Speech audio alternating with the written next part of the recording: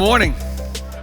It's great to see everybody. Y'all just like real quiet as the music did. That was pretty impressive. Welcome everyone. We're so glad you guys are here as we continue our Advent celebration, celebrating the Advent season. And this is really the idea is that we are learning to anticipate. We don't have to do that in our culture much anymore. Because we can arrange and we can access things almost immediately anytime we want. And so we sort of lost the idea of the importance of waiting and the importance of pace because everything is faster, it's more instant. This is not just microwave ovens, right? That's the old adage. This sort of instant culture, but it's actually, it's worse than that because now we are in control of the speed. We determine what we're willing to wait on, what we're not willing to wait on, what we do while we're having to wait on something else.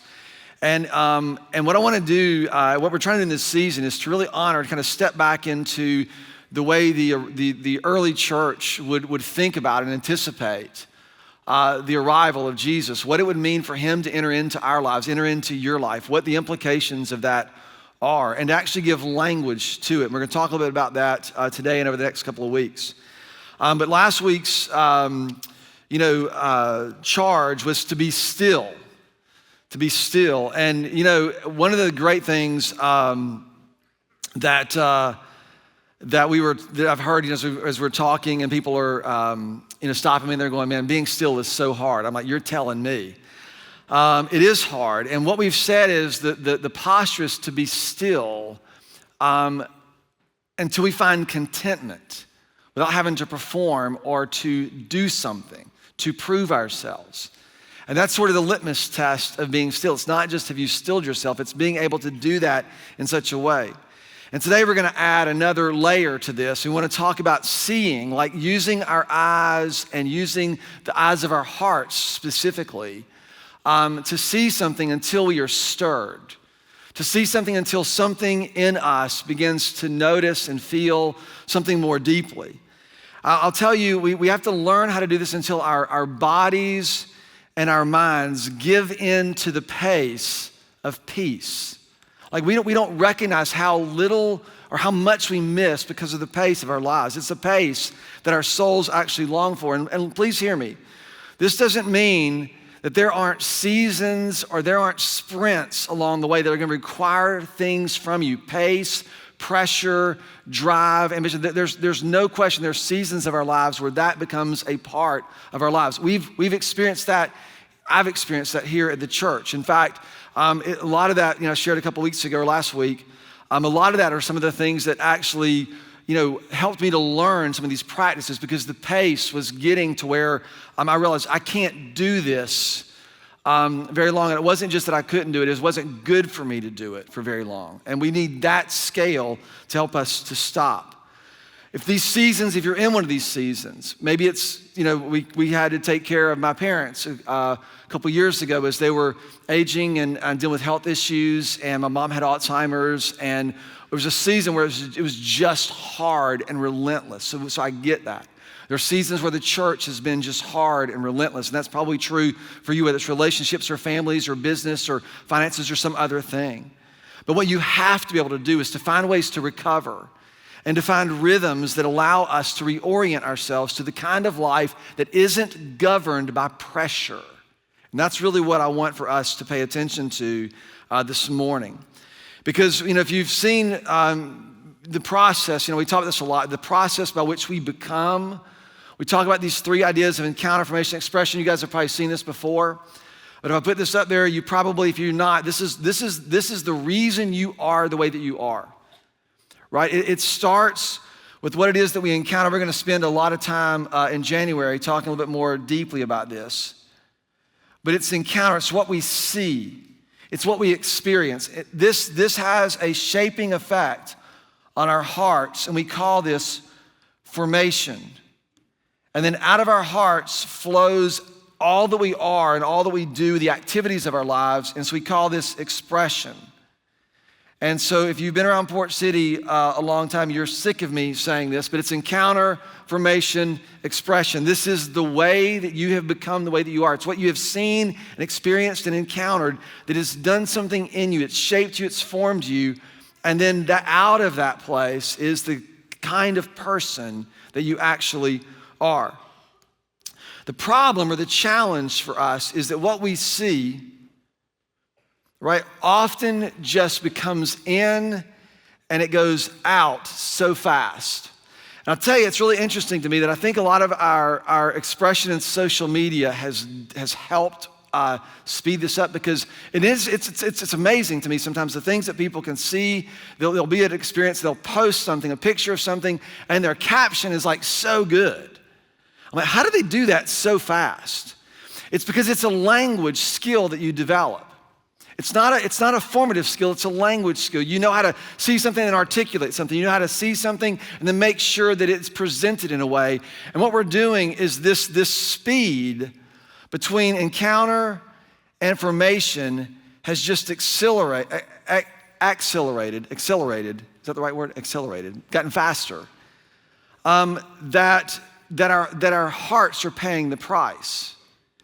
And so there's no stillness to actually allow us to pay attention to what is forming and shaping our hearts. There's no place for us to say, here's what we encountered, and here's what happened inside of me. Because what we've encountered has to make its way out of our lives so quickly. And this is what we feel in most of the places we're in. And what ends up being the primary formation of your heart and your soul is pressure. Now, if you're forming diamonds, pressure is good. But if it's forming your heart, not so much. And so this is what I want for us to pay attention to as we look at this. Now, again, when you hear this, right, we're talking about learning how to see something until you identify something that happens in you. And this is not going to happen quickly, but this is happening all the time. This is the language of the Bible. This absolutely is the language. We spent a whole series on this a few months ago. This is why Jesus taught the way that he did. Remember, he says, I speak in parables. They're like, why do you speak in parables? Why don't you just tell us what we're supposed to do and we'll do it? He's like, because I want you to be able to see something in a way that forms and shapes and to pay attention to that in your heart. And here's what he says. Jesus says this when they ask him this question. He quotes from Isaiah. And he says this, that you'll be ever hearing, but never understanding. You'll be ever seeing, but never perceiving. For the people's hearts will have become calloused or hardened. They'll be formed by pressure. Those are my words. For this people's hearts have become callous, and they will hardly hear with their ears, and they will have closed their eyes. Something will be now shut off from them. Otherwise, they might see with their eyes and hear with their ears and understand with their hearts. And I would turn and do what? I would heal them. This isn't Jesus withholding healing from us. This is us missing what he's offering because we don't see. We don't see until something. Now, some of you this has never crossed your mind before. You've never thought about, I wonder what I'm looking at. I wonder what I'm noticing. I wonder what because you're always moving and things are happening so fast. But what this means is that you and I, we can fail to see things, or we can see things and fail to see them. Like you can see and observe what's going on and make no adjustments or perceive nothing about it. And this happens all the time. In fact, this is part of the reason why we developed My One Word around here. My One Word is what we do is we're at the beginning of every year, rather than picking a list of promises for New Year's resolutions, we pick one word that describes what we hope or believe that God wants to do in our lives. And we use that as a lens through which we see everything else. Because it is fundamentally about paying attention to what we see, the significance of what we see, its impact on us and its impact in us. Right? We've all had people say something to us, you see something that's like disturbing you and I can't unsee that. Right? Those are the things that you can't unsee, but there are a lot of things that we see and we need to understand them at some kind of profound level because of what they're doing in us. Right, when we come to the new year, and this is gonna be a part of it, there's all this sort of default hope that we can be different or we can change. But you don't change, people don't change by making promises to themselves. We are formed by what we encounter, right? We are formed by what we see, by what we experience, by what happens, the lens through which we view our lives through. And so in fact, this is just a sort of a free plug. But the reason that most people struggle with their words is because they don't remember them and they don't journal. No judgment, I recognize it's hard. But we don't journal, and so what we've done is we created a digital solution for that. We're building an app that's gonna help you keep your word, we'll keep your word in front of you, and we'll build a journal for you. If you just think or write anything, we'll do it, it'll do it for you. So that's coming next year. We'll see how this goes. But here's the thing, without this practice, without learning to see until our hearts are stirred, we will be plagued by a sense of restlessness. I think that's a large part of the challenge that we face and experience in our lives. Because we're formed by pressure. And if this is the pace of your life and this is the way of your formation, you will never develop a sense of awe or wonder or appreciation, things that are required for worship and curiosity and gratitude. And so we want to learn to develop an awareness of this. So as we kind of walk in this, we're going to look at a couple of passages. One was from last week's devotion, and the other is from tomorrow's devotion. But I want to ask you a question. What is it that moves you, or maybe even a better question is, when's the last time you've just been moved deeply by something? Like you just allowed your emotions to be moved. How often does that happen? I'll tell you, there's a season in the church's history when things were happening so fast. It was weddings and funerals and diagnoses and sitting with people in terrible pain and then sitting people in terrible joy. What my heart began to do is I don't have time to feel this because these things are demanded of me. And so I would show up in places and I was relatively competent or felt like I was, but I realized at some point in time, like I'm not being moved by this the way that I should. I don't have the emotional bandwidth. I don't have the capacity. What needs to happen in me so don't start running past these things? And I began to notice some things about my life. And so in 2014, 10 years ago, we were vacationing at a friend's house up in North Carolina, in the mountains of North Carolina. We were right across the way from Grandfather Mountain. And my friend, his wife, they're great people, but his wife is an artist and she paints beautiful paintings. And I noticed all over their house, there are all these paintings that she has painted. A lot of them are of the meadow out behind their house, and then of course Grandfather Mountain, all these other places. And I remember feeling like a sense in my mind, like, who has time to do this? You ever felt like that? Like, who has time to do this? Who has time to be that inspired? And I could feel this sort of thing inside of me. And that year, my word was actually inspire. And when I picked it in January, this is probably in late spring, when I picked it in January, the pressure that I felt was to inspire people to do things in their walk with God and inspire and to lead from inspiration. What I realized a few months in is that when is the last time I had been moved or inspired by anything? What I began to do is I had not listened to music. I had not played music. I'm a hack guitar. I can play Crazy Train on the guitar. That's about it. Any 80s rock, well, mostly the power chord I can play, but you get the idea. But I had not done anything creative. I had not done anything that sort of fed these places in my soul that I loved. And so what I began to do is I began to sort of select music that I was going to listen to and try to arrange some things to be stirred until I felt something. And just a couple of weeks ago, I began to notice, because the whole thing is not just about finding a way to do something, but to become a kind of person, 10 years ago, I began this sort of, part of this was this journey of exploring something, of learning, like, God, could I see things differently so that when I moved and there's something that's happened tragically, I can enter into that place and I can weep with those who weep.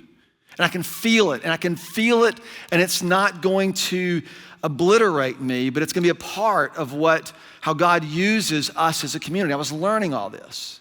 Can I enter into a season that's happy and joyful and rejoice with someone without comparing myself to them or wishing I was more like that? Like, have you ever felt like that? Like, could I enter into these places? Could I be moved in ways that are consistent with how God wants me to be? And so just a couple of weeks ago, I have my Spotify is pretty well organized. I have like all my 80s favorites, and that's like the staple. But I have a song list that is called Cool Current Songs. And Cool Current Songs includes people like Blind Melon, Goo Goo Dolls, John Mayer. Let me think who else is in there. Coldplay. So you're noticing, some of you are going, these are not current people. Anything that is not 80s goes in the current cool songs. My kids give me a hard time. And so when I'll hear a song remind me of something, I'll say, I'm gonna put that in my cool current songs. Listen, I heard a song that I hadn't heard in a while. It was called, do you remember the song that's Now You're Just Somebody That I Used to Know? Right? I can't sing it, but you get the idea. And I heard it, I was like, I'm putting that in my cool current songs. It's been out for like 15 years. I'm putting that in my cool current songs. And then the question popped in my mind is, why do I like this song? Why do I like this song? And you know what I did? I thought about it. And I began to identify some things about what I liked about it. I like it because it's got that little kind of beat, you can like dance to it. But I also remembered there were some places where I was driving my daughter in a car, we were having a conversation. And that's why this song had stuck. Did you ever have moments like that? Where there's something in the background, all of a sudden, but you don't notice that. If you say, oh, it's cool, and you put it in there, you notice, why do I like this? Why does this move me? I wonder why I like this. I wonder why I feel like that. I wonder why I am moved by this. So this is what we're trying to be still until, right? The scriptures, again, are full of places like this. Psalm chapter 27, this was from last week's devotions. It says, one thing I ask from the Lord, and one thing I what? Seek. That I may dwell in the house of the Lord all the days of my life. That I may, and this is not literally living in his temple, although that would probably have been what they were writing about in the old covenant. But we see this differently because we have been invited into the presence. We have access to God. We've been reconciled to him. That I may dwell in the house of the Lord every single day of my life. To gaze on what? The beauty of the Lord. All of us like that. If you read that psalm or you sang a song with that in there, you would like that. You know what the question is, right? Like, why? And what does it mean? What does it mean to gaze on the beauty of the Lord? That's what I'm not going to answer it for you. That's what I'm asking you to start to consider. Psalm 119, verse 18. This is tomorrow's devotion. What's the prayer? Open my what? My eyes that I may see. And what do we want to see? Wonderful things. Wonderful things contained in your law. This is the picture. This is the prayer. You see this throughout the teachings of Jesus, and you see this throughout the New Testament. Seek first the kingdom of God and his righteousness. Seek first. Set your eyes on something that you don't readily see. We've done a whole series on this. The thing that's always astounding to me is that you don't have to be told to seek something that you readily see. You have to seek things that you might miss otherwise. So he's saying, seek first this kingdom, this rule, this reign, and the essence of who God is, to open our eyes to the wonders that are your law and commands and rule. God, that we would gaze on your beauty. Would you help us to see something? The writer of Hebrews says to fix our eyes on Jesus. What does that mean? How do you do this? Do you have a picture in your head? Like that's what we're driving. The language is for our hearts to be awakened, right? For our minds to be inclined. This begins with what we see. To encounter something and to see it until something happens in us. This is the imagery of Advent, right? This is the imagery of the Advent season. It says that light has shone in the darkness. When the lights go out and you get a flashlight or a candle or whatever, you don't have candles anymore, but you get the idea, whatever, your phone, why do you need light? What does light allow you to do? It allows you to see. The light shining in the darkness allows us, it makes a way for us to see until your heart is moved and formed and catches up and learns to live at this pace that our souls long for. Again, Paul would say this is throughout the scriptures, and I just listed a few here. When Paul was writing, he considered his present hardships in light of the gospel. He considered his status, all his accolades, and his resume and his reputation. He considered that. He said, let me put my mind to work and look at these things in light of this. Let me see them in light of that. When he's inviting us to participate, he says to consider yourselves and to consider yourselves in your relationship to sin and your relationship to Christ. Consider yourself in your relationship to Christ to sin. Consider yourselves dead to sin, to consider it, to put your mind on it, to think about it, to see it this way. He talks about considering your calling. Considering your calling. It's interesting, as we're getting ready for the year-end retreat, this is what I do. So this will be I believe my 18th word that I'm picking this year. Is that right? I wrote it down here. 18. 2007, we started this as a church, and my card, every year, I take it to the front of my journal, and I write down a list of all my words with the date. And so I'll put this up on the screen so you can see. This is what mine looks like. Now, I went to architecture school, so that's why I have cool bubble letters. I spent 5 years of college education to learn how to do that. But what I did is I wrote them out with just Sharpie marker. I said, here's my words. And for some of you here, you've picked words before. And the thing is, if you were to see them again, you would remember. When I looked at 2014 and recognized my word was inspire, I remember exactly why I picked that word. I remember. The thing that was interesting is I started looking at this. I started going back through and marking not just why I picked them, but what was happening in my life when I did. And that's what the outlines are for. The yellow, and the yellow means these were struggles for confidence. Like the church was growing, like people expected things from me, and I've got words like 2008, my word is knowledge. Like, God, I feel so dumb, right? Like I didn't know that, but I'm looking at this going, these were places where I was desperate to wage war over this insecurity that I felt, to let my light so shine. I remember that vividly, to let my light so shine. I remember picking the word invest. Do I have anything really to offer to somebody else? And you can just see these patterns. I know what was going on in my personal world and the world around me when I'm trying to go produce. I need to prove myself. 2018, lots of stuff's going on. I need to prove myself.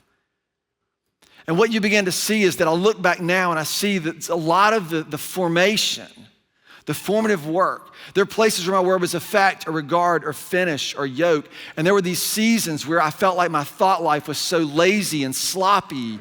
And I thought there were some things in me that were so internally just bothered me. And so you're picking these words with a sense of desperation. God, could you make me different? And my point is that the reason you see this or notice this is because you see until. You see until. I'm not trying to maximize and make the most out of every moment. I'm not trying to maximize every opportunity. I'm trying to understand the formative work that God is doing in me. Right? What most often happens to us is we think that the faster we arrive at something, the more efficient something is, the more potent our formation is going to be. And it will be potent. Pressure will form you like very few things will. But there is something that will form you more powerfully than that. It is the work of God's Spirit in your life, shaping you to be the kind of person that He intends.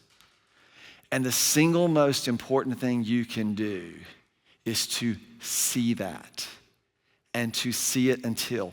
When I look back at this, there are places in my life where I look at Behold in 2019, I remember what that was like.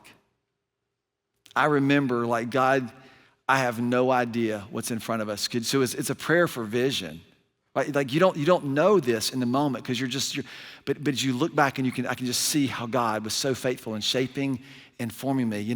2019, I could not have said what I say today, that I stand here and I have more hope and vision for the future and what God wants to do.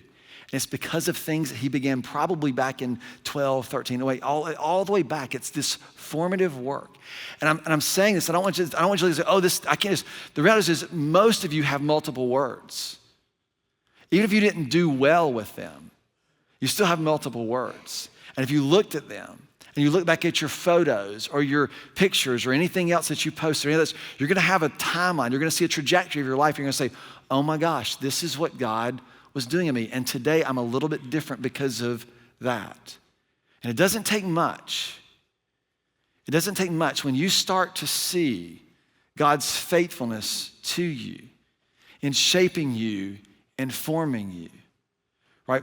You get some of you can feel you're motivated now to do something about it, right? That's what this feels like. And the reality is I was 37 years old, 36 years old when I picked my first word. It was one word. And you just do it once a year over a little bit of time and you get a list like this. Right? What might it be like if you're in your 20s? What might it be if you're in your 30s and you're looking back and you can actually see God's work in your life, and you can see how you're different. Because let me tell you, what happens to me, perhaps it happens to you. You get to these places in your life where you've got some experience, and you immediately feel like sometimes you're back at the bottom of the barrel. You immediately feel like, oh, you don't know anything, or oh, you haven't changed a bit, or oh, you haven't, because maybe you did something, you fell back into a pattern that's still there, and you think, I'm just the same person I always was, and I've always been. And you don't have any way to sort of scale that against, to see how God is actually forming and shaping you. Two final things. I want to ask you some questions, and we're going to pray together. Hebrews chapter 3. Therefore, holy brothers, and really the word is also universal, and sisters, who share in this heavenly calling. What does he say? 2 words. Consider Jesus. Consider Jesus, the apostle and the high priest of our confession, who was faithful. So here you have essentially to consider Jesus and his faithfulness. And a few chapters later where it says to fix our eyes on Jesus, he is the author and he is the perfecter of our faith. And then it says these 2 words, consider Jesus.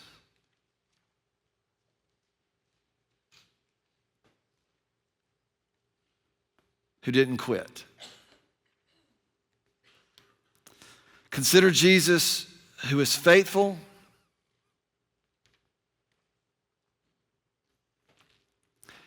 And he was faithful over time and through, this is how if I'm thinking about this, and through every circumstance.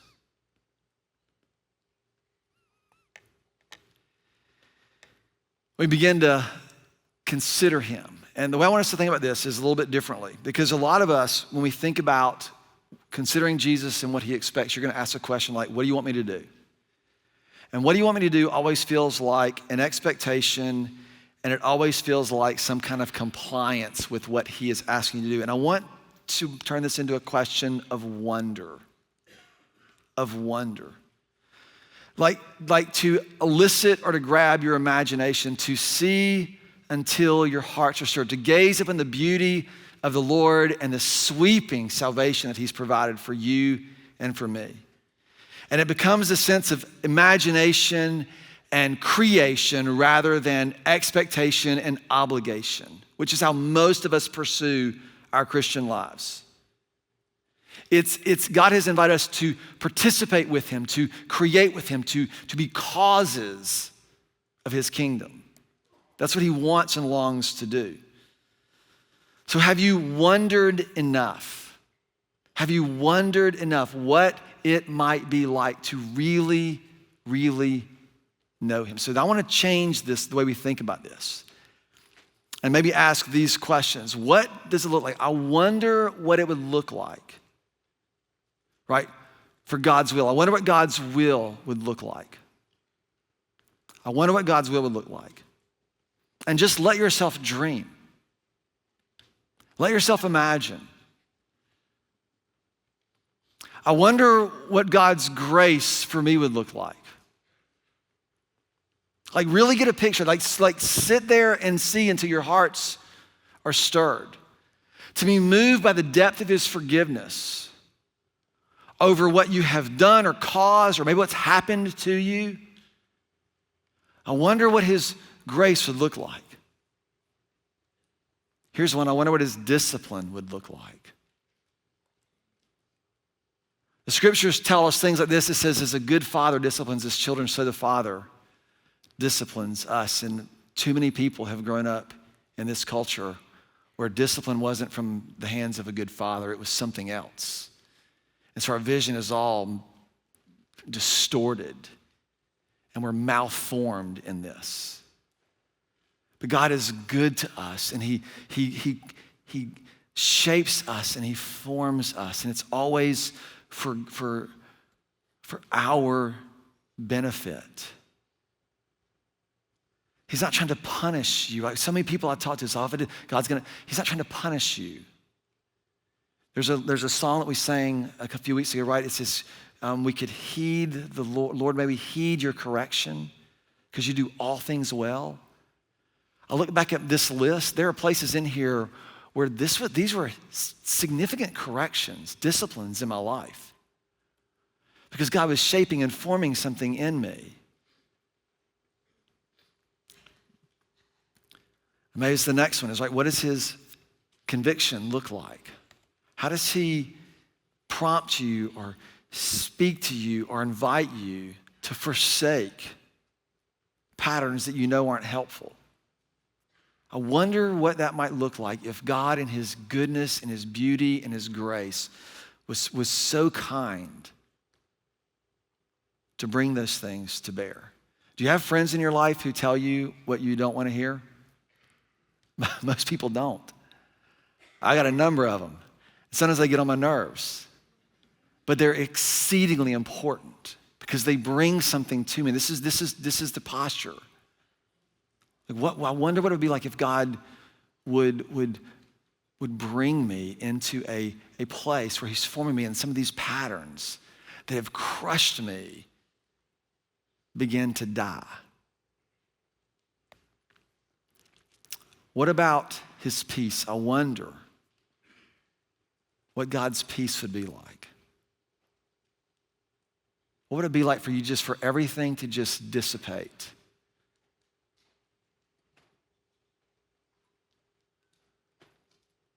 I wonder what God's justice would be like. Gosh, if anything needs to be rethought, it's this one. You think he's coming back to kill people. He is coming back to restore and to redeem and to return. What would his justice look like in you if he wants to restore and redeem and return your life and everything about your life the way that he's intended for it to be?